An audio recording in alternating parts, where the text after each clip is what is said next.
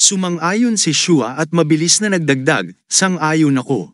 Kung magtutulungan tayo, mabilis natin silang mapapatamba. Nang mga sandaling yon, napapaligiran na sila ng mga sundalo na parabang layunin silang lunukin ng buo. Mahigpit ang hawak ng mga sundalo sa kanilang mga sandata, at ang kanilang mga mata ay nagniningas ng matinding pagnanais na lumaban. Biglang umalingaw-ngaw ang boses ni Shaang na may pagkamatindi, magiging napakahirap nito kung hindi tayo magmamadali.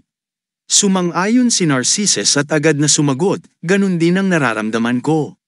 Sa ganitong desisyon, nagpatuloy ang dalawa sa pagsugod at pag-atake. Subalit kahit tila madali sabihin, ang aktwal na sitwasyon ay napakahirap dahil labis ang dami ng kalaban. Muling sinabi ni Nero, aabutin tayo ng oras. Samantala, si Lucius Antonines ay pinapanood ang labanan at may pagtatakang nagtanong, mukhang may 200 silang sundalo, tama ba? Mukhang iba sila sa karamihan. Si Reus, ang komandante, ay maingat na nagmasid at sumagot, oo, mahal na hari. Sila ang elite force na pinili mula sa 10,000 na kalalakihan. Ipinaliwanag pa niya, hindi tulad ng iba na mga pulubi, alipin, o magnanakaw, ang mga ito ay mga mandirigma na may kahit papaano'y karanasan sa labanan. Matamang nakinig si Lucius Antonines sa pagsusuri ni Reus, ngunit may kaunting kalituhan sa kanyang mukha. Si Lucius Antonines ay nagtanong, maganda yan, pero hindi mo ba sinabi na lahat ng ito ay nasa plano? Ibig sabihin ay dapat may mga pinakamalalakas din, tama? Agad na tumugon si Reus, oo, sila ay kilala bilang The Immortals at nasa likuran sila, hindi sa labang ito, ngunit malapit na silang lumabas. Napansin ni Lucius Antonines na hindi ganoon kalakas ang mga sundalong nakaharang kina Narcissus at Shua, kaya't nagalit siya at sinabi, paano mapipigilan ng mga elite warriors na ito sina Narcissus at Shua? Agad na nagpaliwanag si Reus, syempre, mahal na hari, sigurado akong ayaw niyong makita silang maalis agad sa unang laban, kaya inayos ko ang mga bagay-bagay ayon sa plano. Ayoko rin na agad silang mawala. Dahil dito, napaisip si Lucius Antonines, hinimas ang kanyang baba, at nakita ang lowika ng paliwanag ni Reus. Napangiti siya, nasiyahan sa posibleng resulta sa hinaharap, at sinabing maaaring matalo ang dalawa. Samantala, sa arena, nagsimula na ulit ang labanan. Sumugod ang mga mahihinang sundalo patungo sa pader ng kalasag ng kabalyeriya. Habang nagpupunyagi ang mga kawal upang mapanatiling matatag ang hanay ng kalasag, nagpapatibay sila ng loob ng isa't isa. Nagsalita si Lucius Antonines, hindi ko pa sinasabi na ang pinakakapanapanabik na bahagi ay hindi pa dumarating. Natigilan si Costina, tinakpan ng bibig sa takot, at nagtanong, oo nga, hindi pa nga. Nagpakita ng labis na kasiyahan ang hari habang nakatingin sa arena, tila naghihintay sa isang maganda at makapigil hiningang kaganapan. Patuloy si Urias sa pagpapalakas ng loob ng mga kasamang kawal, tuloy lang, hindi tayo pwedeng sumuko ngayon. Sa gitna ng mga kawal, isang kawal na nagngangalang Speos ang sumigaw, panatilihin ang linya. Paano tayo makakalaban ng walang mga mamamana o ibang kabalyeriya? Wala tayong ibang magagawa kundi maghintay hanggang sa maubos ang ating lakas. Ngunit si Urias ay hindi nagbigay pansin sa mga sinasabi ni Speos at nagpatuloy sa pagpapatatag ng linya, galit na sumigaw, tigilan niyo na ang kung ano-anong iniisip at mag-focus lang sa paghawak sa linya. Nadismaya si Speos sa sinabi ni Urias at naisip, hindi tayo magtatagal ng ganito. Biglang sumagi sa isip niya ang isang matapang na ideya, ngunit nawala ang kanyang plano nang sinubukan ni Dices, isa pang kawal, na ibalik ang kanyang focus, kapag bumalik sina Narcissus at Shua, aayusin natin ito. Magtiis lang tayo hanggang doon. Gayunpaman, wala itong epekto kay Speos dahil kitang-kita niya na napalilibutan din sina Narcissus at Shua sa di kalayuan. Nasa kritikal na pag-iisip si Urias at naisip, wala na tayong ibang pagpipilian. Tumingin siya ng matindi sa mga puwersa ng kalaban at naisip, kagagaling ko pa lang sa pagkakagaling, pero wala na akong ibang magagawa ngayon. Nagdesisyon siya sa susunod na gagawin at huminga ng malalim. Lumapit si Urias sa kanyang mga kasamang kawal at buong tapang na sumigaw, gusto ko kayong tanungin ng isang bagay. Sa kalagitnaan ng labanan, sumigaw si Urias, ngunit nakipaglaban ako dito ng mahigit kalahati ng aking buhay. Si Dices, isa pang kawal na nakikipaglaban din, ay naguluhan at inisip, Ano ang sinasabi niya sa ganitong sitwasyon? Bigla namang nagbago ang ekspresyon ni Dices nang marinig ang mga salitang yun mula kay Urias, ang kanyang mukha ay nagdilim, bakas ang bahagyang takot. Patuloy si Urias sa pagsasalita, aalis ako sa Porma Sion upang lumaban sa pinakamarami hanggat kaya ko. Ngunit hindi ko na magagawang bumalik. Nagpaliwanag siya habang nakikipaglabang kasama ang kanyang mga kasamahan, hindi ko gusto ang magsakripisyo ng sarili ko ng ganito. Pero dahil may utang ako ng buhay kay Shua, susubukan kong mabuhay ng tulad niya sa mga natitirang araw ko. Si Speos naman ay nanatiling matatag, ngunit sa kanyang isipan, paulit-ulit niyang isinumpa ang pangalan ni Shua, iniisip kung gaano ito nakakainis. Nagbigay pa ng payo si Urias sa kanyang mga kasama, sabihin niyo sa kanya, kahit mamatay ako ngayon, siguradong babalik si Shua. Maghintay lang kayo ng kaunti. Ngunit tila bingi sa sinabi niya si Speos at mapait na tumugon, sasabihin namin, kaya bilisan mo na. Sa ganitong malamig na tugon, naghalo ang galit at pagtataka kay Urias at sumigaw, ano ang sinabi mo, ikaw na bastos? Ngunit hindi umatras si Speos at nagtain gong inosente, hindi ba plano mo naman talagang magsakripisyo? Tinitigan siya ni Urias ng may galit at sinabi, oo, ngunit parang masyado mo naman akong tinutulak. Agad namang nilinaw ni Speos, hindi kita pinipilit, gusto ko lang ng mabilisang desisyon. Mas magiging epektibo yon. Biglang nagtanong si Urias, ano ang pangalan mo? Nang walang pag-aalinlangan, tugon ni Speos, Speos, mula sa Greece. Ngayong ipinakilala ko na ang sarili ko, umalis ka na. Wala siyang pinakitang respeto o awa, tila gusto lamang niyang may isang magpakabayani para matapos agad ang labanan.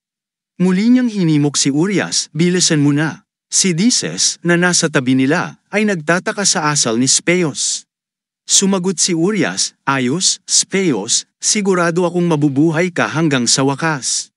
Mapait na tugon ni Speos, syempre, kailangan kong mabuhay. Walang magawa si Urias kundi ang hilahing palabas ang sugatang katawan mula sa linya ng kalasag. Bulong niya sa sarili, ano ba itong kabastusan? Paglabas niya sa pader ng kalasag, hinarap niya ang nakaambang kamatayan. Iniisip niya sa sarili, akala ko magiging isang maringal at solemneng eksena ito. Ang mga elit na sundalo, nang makita siyang lumabas, ay sumugod na parang mga tigre sa kanilang biktima, sumisigaw habang naglalaban dala ang kanilang mga sandata. Sila ay napakarami, habang si Urias ay inuubos na ang kanyang natitirang lakas sa pagkontra sa kanila. Sumigaw ang mga sundalo sa takot habang namamatay sa gitna ng kanyang mga pag-atake. Bigla na lamang huminto si Urias at pinukpok ng malakas ang kanyang sibat sa lupa. Nabigla ang mga sundalo sa biglaang kilos niya at napatigil. Malakas niyang idineklara, ngayon, kailangang dumaan kayo sa ibabaw ng patay kong katawan bago niyo mahawakan ang mga batang nasa likuran ko. Tumingin siya sa kanyang mga kasama at sinabi, ano pa ang hinihintay niyo? Kumilos na, si Dices ay agad sumunod sa utos at sumigaw, oo, kayong lahat, ngayon na. Sa sandaling iyon, nagkaisa ang lahat ng kabalyeriya, ibinuhos ang lahat ng lakas upang mapigil ang napakaraming puwersa ng kaaway. Habang patuloy ang labanan, sabay-sabay na sumigaw ang mga kawal, bilis, gumalaw tayo. Hindi madaling sumuko ang mga elit na sundalo. Mas lalo silang nagiging mabangis sa bawat harang na kanilang tinatamaan. Walang tigil ang kanilang pag-abante, sumisigaw, pigilan ang mga bastos na yan. Kung magpapatuloy tayo sa pag-atake, mapapatay natin sila. Sa ganitong sitwasyon, mas naging mabagsik si Urias. Sumugod siya sa gitna ng grupo, nagpapakawala ng malalakas na suntok at hampas sa mga sundalo. Binalaan pa niya ang mga ito, pero una, dudurugin ko ang mga ulo niyo isa-isa. Ngunit, hindi kaya ni Urias na harapin ang lahat ng ito ng mag-isa dahil napakarami at napakalakas nila. Sa isang sandaling pagkawala ng atensyon, tinamaan siya at tumilapon ang kanyang helmet mula sa kanyang ulo. Napasigaw siya sa sakit, arg. Nagpagulong-gulong ang helmet sa lupa, at nang sa wakas ay huminto ito, biglang may yabag ng paa na walang awa itong inapakan at dinurog. Ito ay paa ng isa sa mga elit na sundalo. Nang makita nilang nawalan si Urias ng proteksyon sa ulo, sinamantala nila ang pagkakataon at walang tigil siyang inatake. Sa kabila ng mga sugat sa kanyang mukha, nagpupumilit pa rin siyang labanan ang mga pag-atake mula sa lahat ng direksyon.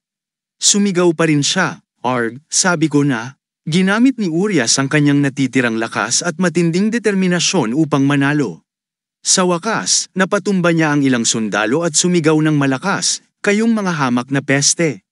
Ngunit sa sobrang tagal ng labanan, hindi maiwasang mapagod si Urias. Tuloy-tuloy ang pagdaloy ng sariwang dugo mula sa kanyang mga sugat, at iniisip niya sa sarili, "Damn it!" Ang kanyang katawan ay nasa nakakaawang kalagayan, hindi pa man ganap na gumagaling ang mga dating sugat, ngunit wala siyang magawa kundi magtiis. Isinusumpa niya ito sa sarili, iniisip na ni hindi pa ganap na gumagaling ang kanyang mga buto. Ang cavalry ay patuloy na matatag at sumisigaw ng paghihikayat sa isa't isa, "Bilis, gumalaw tayo." Ang mga sigaw ng cavalry ay umalingaw-ngaw sa buong paligid ng mga kaaway. Gumalaw tayo. Sa mga sandaling iyon, tahimik na pinagmamasdan ni Shua ang kasalukuyang sitwasyon ng labanan, sinusuri ang bawat kilos. Bagamat lahat sila ay mga top-tier na mandirigma, magkakaiba ang estilo ng bawat isa sa pakikipaglaban, kumpara sa kanya o kay Narcissus. Si Ares ay mahusay sa paggamit ng armor at kalasag, kaya niyang magtagal kahit marami na siyang natatanggap na sugat dahil sa kanyang tibay. Pagkatapos ay tiningnan niya si Urias upang masuri ang kanyang sitwasyon. Bagamat malakas si Urias kapag kalaban ng iilang tao, hindi niya kayang gamitin ang lakas na yun laban sa isang buong grupo na umatake mula sa lahat ng direksyon gamit ang kanilang mga sandata. Ang titig ni Shua ay nanatiling nakatuon kay Urias, na mag-isa at nagpapakahirap laban sa mabagsik na mga sundalo. Iniisip niya, nakakapagtagal siya dahil blunt weapons lang ang gamit ng mga kalaban, hindi mga sibato-espada, pero mukhang malapit na siya sa kanyang hangganan. Si Narcissus, na nakatalikod kay Shua, ay tahimik ding minamasdan ang kaguluhan sa paligid. Hindi siya padalos-dalos sa kanyang galaw, ngunit sinusukat ang bawat posibilidad. Sa kanyang isip, iniisip niya, may isa pang paraan. Simula pagkabata, 70% ng mga teknik na natutunan ko ay para lamang pumatay. Naisip ni Narcissus, kung gagamitin ko ang mga ito, walang laban ang mga kalaban. Ngunit bigla niyang naalala ang isang alaala mula sa nakaraan, kung saan nakaupo ang prinsesa, umiiyak, at balot ng dugo ang kanyang kasuutan. Tumigil ng sandali si Narcissus, nakatingin sa dagwang sibat na nakahandusay sa lupa. Biglang nagising si Marisa mula sa kanyang pag-iisip at tinanong ang sarili, ito ba talaga ang isang larangan ng digmaan? Pinagmasdan niya ang napakaraming sundalo sa harap niya at patuloy na pinag-isipan, ano ang kaibahan ng pagmasdan ng ating mga tauhan na mamatay isa-isa at ang hindi kayang patayin lahat ng kalabang pumapatay sa kanila. Nakatayo si Narcissus, litong-lito at walang kasiguruhan sa gagawin. Ang dami ng mga sundalo ay nagbigay sa kanya ng pakiramdam ng kawalang laban, habang tahimik siyang nag-alala, "Prinsesa, ano ang gagawin ko ngayon?" Sa itaas, pinagmamasdan ni Lucius Antinines ang lahat. Kitang-kita sa kanyang mukha ang kasiyahan habang tinitingnan niya si Narcissus na mukhang balisa. Tahimik niyang inanalisa ang sitwasyon, nag-aalala siya para sa mga mahihina sa baba. Tila naabot na niya ang kanyang nais, mas lalo siyang nasiyahan at anabangan ang susunod na mangyayari. "Ilabas mo ang lahat. Gusto kong makita ang tunay mong sarili, ang sarili mong pinipilit mong itago." Sa ilalim, ramdam na ni Narcissus ang kaunting takot. Tahimik siyang nagtanong, "Prinsesa?" Nang biglang may narinig siyang matinis na sigaw mula sa tabi niya. "Pakiusap, nakikiusap ako." Ito si Shua, na hindi na nakapagpigil. Galit na hinawakan niya ang kanyang sibat at malakas na sumigaw ng huling babala sa mga sundalo, "Umatras na kayo ngayon." Nang marinig ito, pinagpawisan ng mga secondary elite soldiers, ngunit sa halip na umatras, patuloy silang umatake, tinatanggihan ang utos ni Shua. Galit na sigaw ni Shua, "Paano niyo nagagawang hindi sumunod?" Nakita niya ang kawalang bahala ng mga sundalo at hindi na siya nagtimpi. Tinitigan niya sila at nagbabanta, "Binalaan ko na kayo." Sa isang magaan na hagis ng kanyang sibat, pinatalsik ni Shua ang mga sundalo, bumagsak ang mga ito sa lupa. Patuloy niyang sinabi ng may kumpiyansa, "Huwag niyo akong piliting magalit." Si Narcissus, na nakatayo sa tabi niya, hindi agad nakagalaw. Huminga siya ng malalim na may pasasalamat, iniisip, halos mawala ako sa kontrol. Ang bilis talaga niya. Samantala, hindi tumigil si Shua, nagpasya siyang labanan ang lahat ng natitirang lakas niya. Sa may determinadong mukha, humarap siya kay Nero at sinabi, "Ngayon, ako ang maglilinis ng daraanan. Pagkasabi nito, agad niyang isinagawa ang plano at mabilis na sumugod, iniwan si Nero sa likod, sinasabing, sumunod ka.